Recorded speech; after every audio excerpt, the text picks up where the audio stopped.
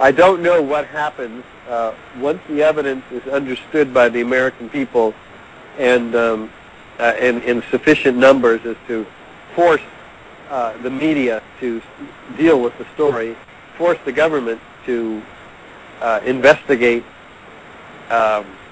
Ultimately, I think I might agree with you, themselves, then we don't know what will happen after that. There's enough evidence here to put a lot of people away for mass murder and treason. But they need to be, because that's what they did to Hussein. They said because of his mass murder he needed to go. And in truth, our government is just as bad as Hussein, maybe not the way he did things, but the way they have done things. And somebody has to be accountable for all these lives that are lost and more lives that are going to be lost because of cancer or diseases that they are going to be getting from all of the after effect from 9/11. I mean, I cannot wait until that happens. Now, we're just about out of time because I don't want to overdo my time with you. Can you give out the websites one more time where they can get the information and purchase the tickets?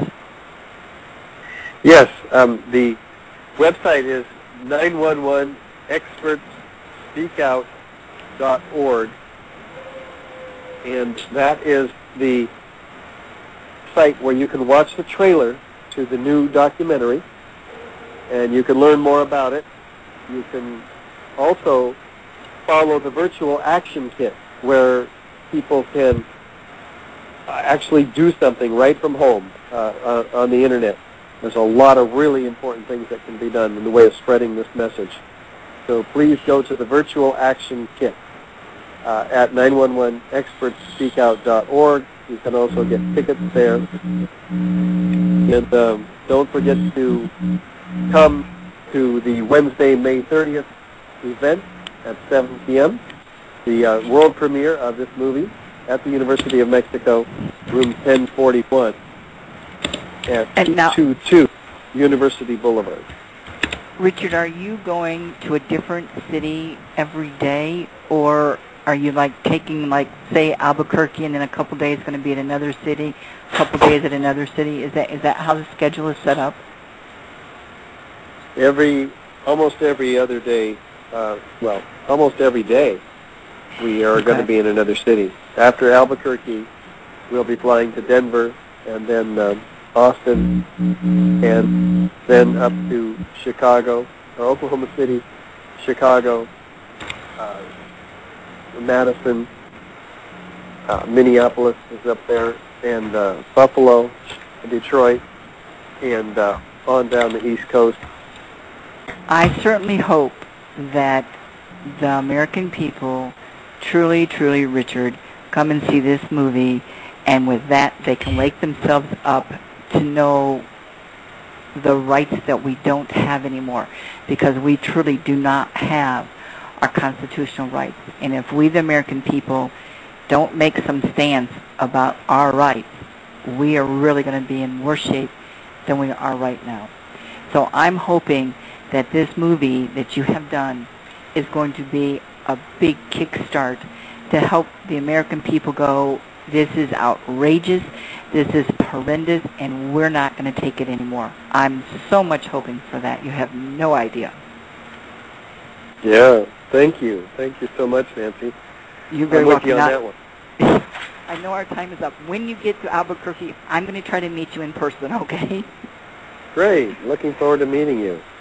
And I'd like to thank you for taking the time to be on today. I know it wasn't very long, but I think there's a lot of info, and if they just go to the website, they'll see a lot of information all about it. So thank you very much, Richard, for allowing me to do the interview with you today. You're so welcome, and we'll catch up with you in Albuquerque. Great. You take care. We'll talk soon. Bye-bye. Bye now. So welcome, everybody, to What Do You Think? The first half hour we just had, I hope, was very informative for everybody. And if you just listen and you go to the website that Richard Gage gave out, and you go to where the movie is going to be shown, I think you all really might be impressed. And maybe, like our theme song says, you can wake up now. So Steve and I are going to finish talking for this next few, probably an hour or so, about not only 9/11, but a lot of the other cover-ups that have been going on. Stephen is a load of information. So, Stephen, let's talk a little bit about what Richard and I just talked about with the 9/11, because I know that you investigated it and you came up with a lot of the same findings that they have so far. Would you say, this is going to be a good one, would you say that our government, along with possibly Israel, or maybe a couple other countries, staged this for various reasons, one being to get into a war and get rid of Hussein because of Bush Jr. wanting to take over where his father left off?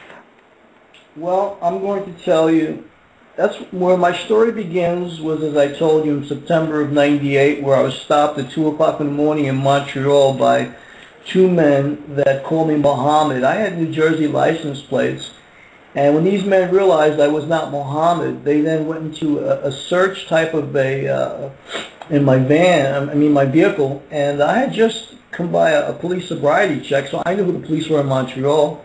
And all of a sudden, the fellows now spoke the King's English, and I said, my name's not Mohammed. I said, I don't know who you think I am. He goes, well, we're looking for terrorists. I says, well, then you should be looking at yourselves. I said, because I'm not the one pointing the gun. You're pointing the gun at me. It's 2 o'clock in the morning. Now, these guys looked in my vehicle, didn't find anything, and I told them I was going to tell the American Border Patrol when I got back to the border the following day that they searched my car illegally, and they, after showing me ID, showed me an ID reluctantly of a Jewish menorah. Now, I'm in Canada, Nancy, and these two guys stopped me at 2 o'clock in the morning, illegal search. I forced the guy to show me ID, and it happens he's got a Jewish menorah. So what is the odds that the Jewish Secret Service are working covertly at 2 o'clock in the morning, stopping an American with New Jersey license plates on a Montreal city street? Yeah. So now, luckily for me, my grandfather raised me to be a tough SOB. I didn't back down. I figured, if you're going to shoot me, shoot me. The other guy came out of the van, and he had it looked like an Uzi pointed at me, and they wanted to search my car. I allowed them to search my car. They found nothing. And after I popped the trunk, they looked. The one guy's looking, and he's waiting on the fellow who was interrogating me for his orders. So finally he says to me, well, you can go. He gave me back my license. So I says, pal, I'm not going to forget your face. I says, I'm going to remember you. I don't know who you guys are, but you stopped me illegally. I said, and I'm not the terrorist, but I will tell the Border Patrol tomorrow. So I did, and after that, I found myself being followed in the United States. But this was in '98. Now, mind you, 9/11 hadn't happened yet. Mm-hmm. So I tell U.S. Customs when I got to the border that morning, and I got to the border about 7 o'clock in the morning because I couldn't sleep all night. So at 6 o'clock, I got in my car, went to the border. I stopped at the American little house that they have there. I went in there and told them about what happened. They said, we will research it. What happened to you was not supposed to happen. You're a U.S. citizen, yada, yada, yada, whatever. Next thing I know, I'm being followed. But then after 9/11 happened, there was a report on December 27th, and it was about 10 o'clock at night, and the FBI put out a report that they were looking for 5 men who they believe had entered the country illegally from Canada, that they believe were part of a covert group that brought down the World Trade Center. So I look at the photos, Nancy, and 2 of the 5 guys were the guys who stopped me previously in 1998. I go, wait a minute. I said, I don't forget those faces. So the next morning I called up the FBI in Pennsylvania, and I told them, I want to come to your office. I have information about fellas that you're looking for who you posted on an FBI bulletin that were part of the 9/11 plot that you're saying that you want to investigate. So they said, oh, you must be mistaken. I says, I'm not. So they blew me off. I then contact the New York FBI office. They blow me off. I go, no, I'm coming to New York City. So I drive from Bethlehem, Pennsylvania, which is about an hour and a half to New York City, and I go to the office of the editor of the New York Times. He doesn't want to see me. I go to the Daily News. I go to the New York Post, and every one of the papers turned me away. I was trying to give them the story about what had happened, and no one wanted to listen to me. So now I then met a woman on the internet by the name of Kara Adler from Dandelion Books, and I gave her my story, and she put it on her site. It was a site called gooff.com. 3 days after she puts it up on the site, she contacts me. She says, I'm going to have to take down your story from my internet. I says, why? She says, I got a call from a very high-ranking Israeli official that told me if I don't pull your story, they are going to close my business, and they are going to bankrupt me, and they are going to possibly make my life a living hell. She says, I apologize to you, but the thing I will do, I'll give you someone in Canada who works for the Canadian government who's going to research your story, information that you say happened in Montreal. So the following day, I get an email from the fellow in Canada, whose name I won't mention.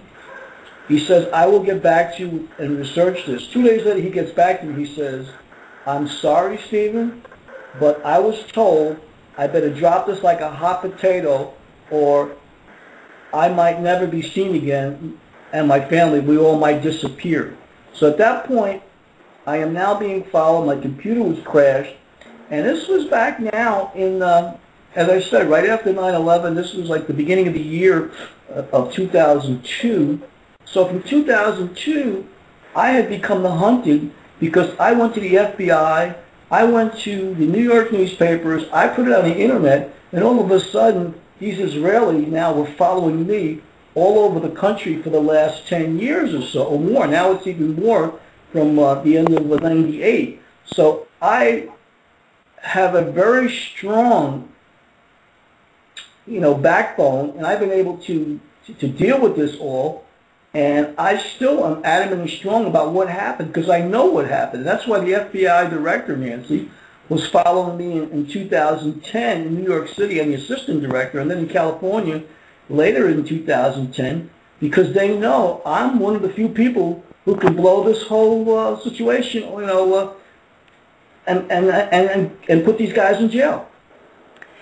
And there's a statement that Richard made, and that's when I talked about Osama bin Laden, and he said that there was a video of Osama bin Laden confessing, but by the looks of it, you could tell it was not him.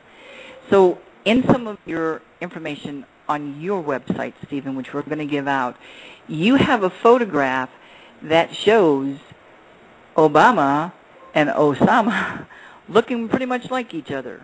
True?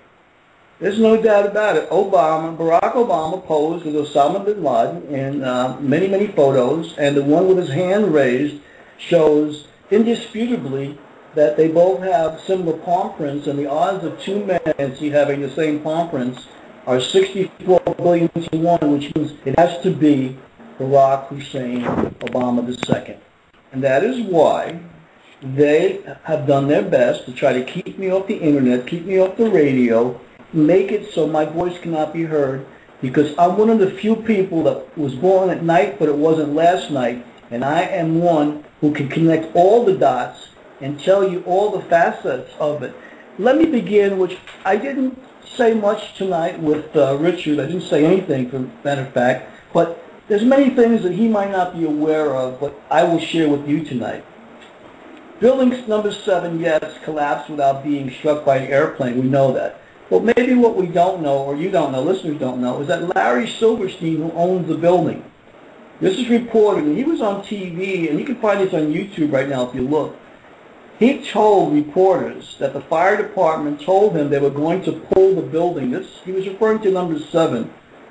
Pull the building is an expression used by demolition contractors when they're ready to demolish a structure, as in a controlled demolition.